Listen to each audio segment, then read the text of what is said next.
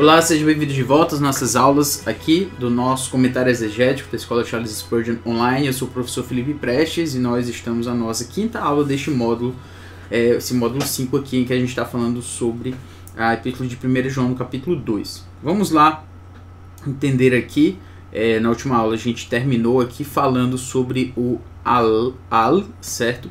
A ideia do al, como você tem aqui, é o mas, né? O alá, como a gente tem, ele tem uma elisão, como a gente chama, uma espécie de abreviação, coloca-se uma espécie de apóstrofo aqui, e então diminui-se aí como a palavra é falada, ou escrita, melhor dizendo. Geralmente isso acontece antes de uma vogal, e aí a gente tem al-ros, que é como, mais como.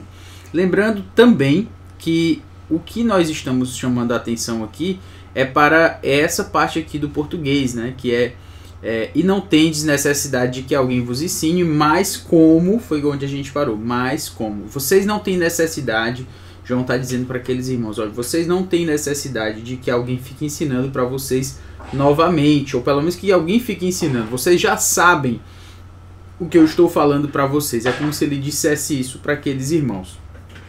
E então, o que acontece? A gente chega aqui no capítulo, ainda no versículo 27, mas como, e aí nós temos aqui novamente a palavra crisma, certo? Crisma, como você tem aqui, crisma. A palavra crisma é a palavra para unção, lembra disso, né? Lembra de crisma, que é uma cerimônia da igreja, inclusive conhecida na igreja católica, que faz-se lá uma espécie de unção, né, com relação a isso. De onde essa palavra crisma, como se conhece, ela vem dessa palavra aí, unção, do grego, certo? Não estou dizendo que você precisa fazer a mesma cerimônia da igreja católica, não é disso que eu estou falando. Estou falando que a cerimônia da igreja católica, o nome dela é originado dessa palavra crisma em grego. É só disso que eu estou falando, tá? Beleza, então, autor crisma. Então, mas, como, e aí ele chega aqui, ó. Vocês não têm necessidade de que alguém ensine para vocês, mas, crisma, mais, crisma, a unção dele, né? A unção dele, mas como a unção, e aí nós temos aqui dele, a unção dele. Autu, se você lembra aí, nós estamos aqui com o pronome pessoal, autós, mas nesse caso o autós ele está no genitivo, então é por isso que ele é autu, certo? Autu. Sendo autu genitivo, a ideia seria o dele, certo? Se ele é no nominativo, no genitivo ficará dele. Por isso, então, a gente traduz como dele. Voltando agora. Autu, mais como crisma, a unção autu, dele. E se você notar, também, o grego faz essas coisas e pode ser que nos confunda. Quando a gente tem aqui, ó, crisma. Esse ele está ligado ao crisma como um artigo, beleza? Como um artigo. Por que eu estou falando isso? Porque entre um e outro, o que a gente tem? A gente tem o autu, aqui, ó. Ou seja, essa palavra, ela poderia muito bem, o poderia muito bem se ligar aqui com crisma, mas não está ligado. Por quê? Porque tem um autu aqui. Ele está ligado, obviamente, no seu sentido, mas o grego às vezes coloca uma palavra em cima da outra e é assim que ele escreve, já que as palavras não têm uma relação sintático, semântica pela sua ordem, mas propriamente pelo seu caso em que ela se encontra e a conjugação dos verbos. Então, às vezes ele coloca as palavras numa ordem meio estranha e pode ser que nos confunda. Por isso, inclusive, que eu gosto de trabalhar aqui o texto com você, para que você entenda exatamente o que aconteceu na tradução, o que está acontecendo no texto, para a gente entender juntos aí o que está acontecendo. Beleza. Mas como a unção dele, E aí nós temos aqui a palavra didaskei. Didaskei lembra a gente, obviamente, do verbo didasko. Didasko, didaskeis, didaskei. Se você lembra aí também, nós temos didasko, didaskeis e didaskei. O que você está fazendo, professor? Eu estou conjugando o verbo, meu amigo. Conjugando o verbo. Aqui é a primeira pessoa do singular, aqui é a segunda pessoa do singular e aqui é a terceira pessoa do singular. O que nós estamos notando aqui com isso? Nós estamos que aqui é eu ensino, tu ensinas. Toda vez que eu falo ensino, toda vez que eu falo ensino, toda vez que eu falo essa palavra, a assistente virtual aqui do celular, ela acha que eu tô falando com ela, certo? Eu vou ter que mudar aqui a configuração aqui do celular, eu acho engraçado. Vamos lá. Eu ensino, tu ensinas, até me confundi aqui falando sobre isso. Tu ensinas, didaskeis, e ele ou ela, no caso a unção, certo? Então ela, torrisma, a unção, didaskei, ensina. Eu até dou um zoom aqui, às vezes fica meio pixelizado, como se diz, né? Aqui, ó. Mas você entende do que eu tô falando. Tá. Então, torrisma didaskei. Torrisma autu, a unção dele ensina. O que é a unção dele ensina? Ela ensina. Quem ensina ensina alguém. Então aqui a gente tem o rimás, certo? O rimás, como você nota, ele é o nosso pronome pessoal, segunda pessoa do singular acusativo. Quem ensina, ensina alguém. Então, sendo assim, o que nós temos é rimás, aí como didaskei rimás, ele ensina, ele vos ensina, ou ensina a vós, né? A ideia é ele vos ensina, a unção vos ensina. Então, vos aqui ensina sobre o que? Sobre o que a unção ensina. Deixa eu mudar logo isso aqui.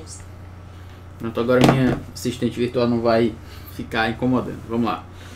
Peri, e aí nós temos o peri e a gente tem o peri com panton. A preposição peri, a gente sempre coloca aqui, certo? Peri, ela é uma preposição e no grego a preposição funciona assim, certo? Nós temos preposição mais caso igual ao significado. Então, no caso aqui nós temos peri, a preposição peri, mais aqui a gente tem um verbo, uma palavra no genitivo plural. Então, peri mais genitivo igual a acerca de. Então vamos lá entender o que está acontecendo. Mais uma vez, peri panton. A unção ensina sobre, e aí a gente tem aqui o panton. Panton. Panton vem de panta, vem de tudo, certo? Você lembra de panteísmo, você lembra de panenteísmo também. Esse pan no grego, ele diz respeito a todo. E quando tem o panton dessa forma aí, o que nós temos é o por todos, certo? Acerca de todos. E a atualizada aqui, ela traduziu como sobre todas as coisas, a respeito de todas as coisas, porque no caso aqui, o panton, ele está no gênero neutro, certo? Gênero neutro. Panton está no gênero neutro. E estando no gênero neutro, o que a gente tem é aquela ideia sobre... no caso ele está no... a ideia é sobre tudo, tá? Sobre tudo. Sobre todas as coisas. Depende aí do contexto. A questão como ele traduziu sobre todas as coisas, e aí ele prossegue Porque ele diz aqui, ó, cai. O cai você já conhece, é o nosso i, tá? Às vezes traduzido, às vezes não, depende do caso, depende da situação. Mas aí a gente tem alethes. Alethes. Você deve lembrar da palavra alethes. Talvez você não lembre dela assim, mas deixe-me lembrar dela escrita de uma outra forma. Aletheia, dessa forma aqui, ó. Aletheia. Aletheia é uma palavra do grego que significa verdade. Eu sempre gosto de dizer para os meus alunos que aletheia, se você prestar atenção, aletheia é uma palavra que é um adjetivo. Aletheia é uma palavra que é um substantivo. Tá aparecendo um ponto do i. Aletheia é um substantivo. E a palavra aletheia, ela significa verdade, certo? Aletheia significa verdade. O que eu tenho a ver com isso, professor, de aletheia significar verdade? É que aletheia é um substantivo, aliás, é um adjetivo que significa... Se aletheia é um substantivo, significa verdade. Aletheias é um adjetivo. Vai significar o que então? Adjetivo qualifica, lembre disso. Então, aletheia é verdade, aletheias adjetivo verdadeiro ou verdadeira, né? Porque no caso ele está falando aí da unção, tá? Então ela é verdadeira, tá? Essa é a ideia aqui do aletheias. Lembra que a gente está falando aqui de um adjetivo, tá? E verdadeira, e a gente tem o estin, tá? O estin aqui, que é o verbo eimi na terceira pessoa do singular. Portanto, e é verdadeira. E é verdadeira. E aí a gente tem novamente aqui, ó, o cai. E uk estin. Uk estin, não. O que você deve lembrar que ele é a nossa partícula negativa do grego. Então, uk e não. E estin, professor? Não. O verbo estin é o verbo eimi. Lembra disso, tá? Você não pode esquecer que estin é o verbo eimi. Professor, e o que é o verbo eimi? Isso aí todo mundo já deveria saber, né? Ego eimi, eu sou. É o verbo ser ou estar. Então, e não está, ou não é, desculpe. Não é. Eu poderia colocar, né? Ou é, ou está, depende do contexto. O contexto aqui vai dizer pseudos. Pseudos. Quando você olha para a palavra pseudos, você deve lembrar sobre algo que não é tão estranho para a gente. A palavra, por exemplo, pseudônimo, é uma palavra conhecida nossa, e ela diz respeito, toda vez que a gente tem pseudônimo, pseudofruto, pseudo alguma coisa, no português a palavra significa algo relacionado ao algo falso, certo? Algo que não é verdadeiro, algo que não é próprio daquilo, sei lá, alguma coisa nesse sentido. Então, pseudos significa falso, né? É um prefixo do português que significa falso.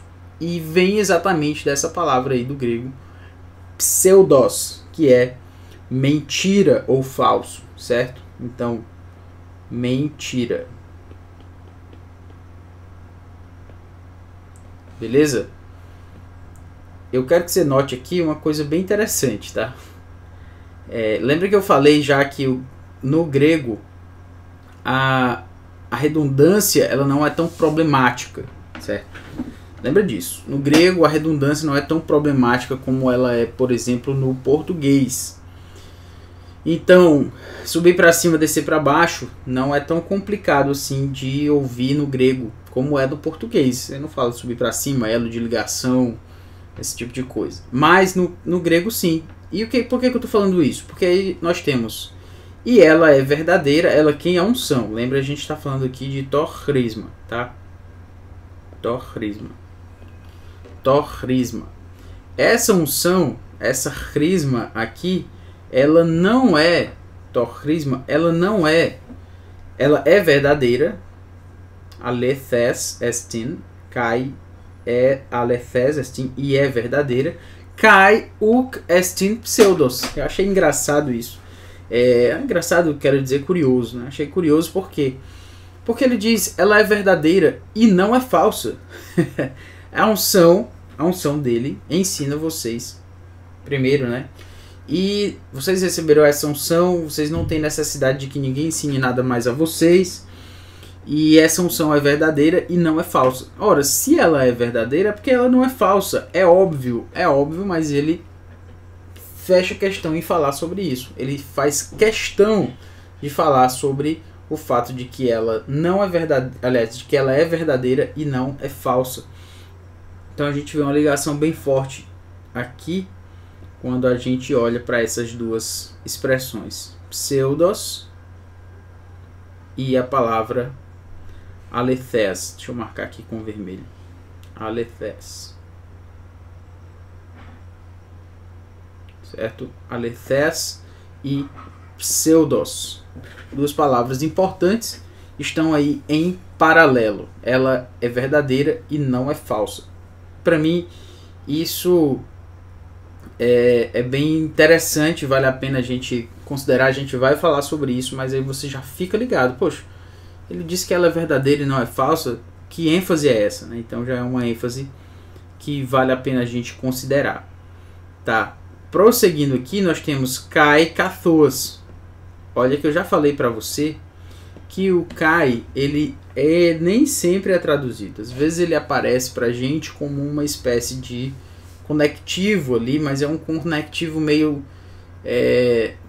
assim, ele aparece no grego, ele está fazendo como se fosse uma marcação da argumentação. É quase como se a gente utilizasse alguns tópicos, assim, a gente fosse fazer um esboço, aí a gente tem um tópico aqui, um próximo tópico, aí às vezes o kai e o de, ele serve para marcar que a gente está trabalhando esse ponto, aí agora a gente está trabalhando esse ponto, a gente está trabalhando esse ponto e agora a gente está nesse ponto aqui. E às vezes ele usa um para dizer que esse ponto ele é mais esse, ou então ele é contrário a esse, e aí você, quando ele é contrário, ele usa o de, quando ele é o kai, ele usa, quando ele é uma adição, ele é o kai, e quando ele é o de, ele é a ideia adversativa, certo? Assim como o alá. Isso a gente vê muito comumente nas argumentações, principalmente de cartas. A gente vê esses elementos aí discursivos, tá? Eu estou resumindo muita coisa aqui, eles são um pouquinho mais complexos do que eu estou apresentando, mas sim, só quero dizer para você que nem sempre a gente precisa traduzir kai, de, às vezes eles são marcadores discursivos, estão ali, estão marcando o discurso. Não estou dizendo que eles não são importantes, é óbvio, está escrito, Jesus disse, né, que nem um i nem um tio, aliás, que até um i e até um tio são importantes, no final das contas foi isso que ele falou. Então, a gente tem que mencionar que eles são importantes, mas eu digo que às vezes essa marca discursiva, ela acontece de uma outra forma no português e às vezes a gente, por essa razão, não traduz. Muito bem, muito bem. Deixa eu me apagar isso aqui. Vamos adiante. E aí eu vou colocar o kai aqui, não vou traduzi-lo. Eu vou deixá-lo aí. Pode ser que a gente traduza, pode ser não, mas você já sabe que o kai é a ideia do i, mas depende do contexto. Kathos. Kathos é a palavra, a gente já viu essa palavra aqui, se eu não me engano. Não, a gente viu o ros, certo? A gente viu o ros. O kathos, ele é uma espécie de ros também, tá? Ros e kathos. Ros, se você notar aqui, você tem ros e aqui você tem kathos. Eles têm a mesma, o ômega sigma aqui, e o kathos tem o ômega sigma aqui também, tá? Nesse caso a gente traduz o kathos como, tá? Isso é bem comum no grego, esse ômega sigma muitas vezes diz respeito a a um sufixo adverbial, certo? O mente, né? Às vezes a ideia do comumente, como a gente tem o ômega sigma, ele traz essa ideia. E quando ele vem sozinho assim, o hos ou o kathos vem com a ideia de como. Porque é a ideia de advérbio de meio, né? Como. Mas vamos adiante. E como, e aí a gente tem a palavra aqui. A palavra é didasken, certo? É didasken. E didaxen. É didaxen. Essa palavra aí, ela é o verbo didasco, certo? Mas ele está numa forma diferente, que ele está na forma aorista. Então, estando na forma aorista, você lembra que didasco é a forma base e didaxen é a forma aorista. E no caso aqui, a atualizada traduziu didaxen como e como ensinou.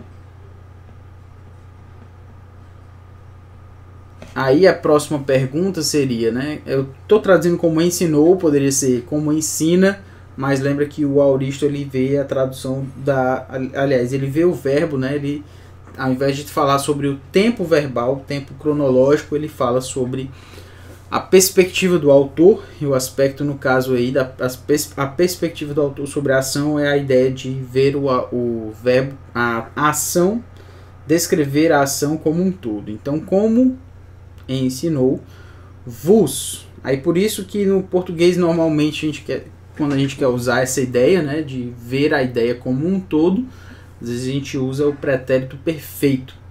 E sendo assim, então a gente o traduziu como ensinou. E aí a gente tem o vos, como vos ensinou. Quem foi que ensinou? Quem foi que ensinou? A unção. Então, como vos ensinou, como ela vos ensinou, né? A ideia é essa. É didaxen. Ela é verdade, ela não é mentira. E como ela vos ensinou, como ela ensinou a vós, menete. Menete vem do verbo meno, que significa eu permaneço. Lembra disso. Então, meno, eu permaneço. No caso aqui, menete, ele está na sua forma do presente, né? Então, vocês permaneçam. Depende também, porque menete pode ser imperativo ou pode ser presente. Depende do contexto, e nesse contexto o que parece ser mais óbvio, né, mais aparente, é que o menete seja imperativo. Então, permaneça. Permaneça, e aí a gente tem o enautou. O enautou, ele significa, se você lembrar, a gente já falou sobre isso, né? Então, preposição mais caso igual a significado. En mais dativo igual ao nosso em do português. Talvez seja a preposição mais fácil da gente lembrar. E o autor, ele é o autós no dativo, né? E o autós, às vezes a gente acaba escrevendo o tal como o T, né, no português, se confunde aí. E o autós é ele, só que ele está no dativo aqui, então é nele, certo? Então essa expressão aqui, ela vai significar nele, beleza? En autou, nele. Na próxima aula a gente faz a tradução palavra por palavra. A gente já fez, na verdade, a gente só vai colocar aqui em uma forma de frase e depois a gente segue para o nosso comentário, certo? E aplicação desse versículo. É isto, um grande abraço, que Deus abençoe.